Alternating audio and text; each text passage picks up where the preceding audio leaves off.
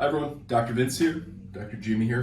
So on Dr. Jimmy's x-rays, we found a very specific type of misalignment right at the very top where his brainstem is. And these are all the nerves that go up into the head. If people get compression there, it'll cause headaches, tension in the neck, ringing in the ears, jaw pain, sinus issues, all that. So we're gonna fix this today. Okay, Jimmy, just drop this here. Nice and loose. Relax that. Beautiful.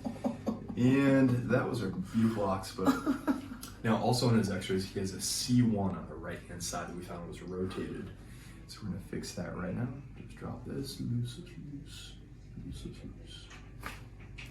Beautiful. Best adjustment I've ever given. Nice job.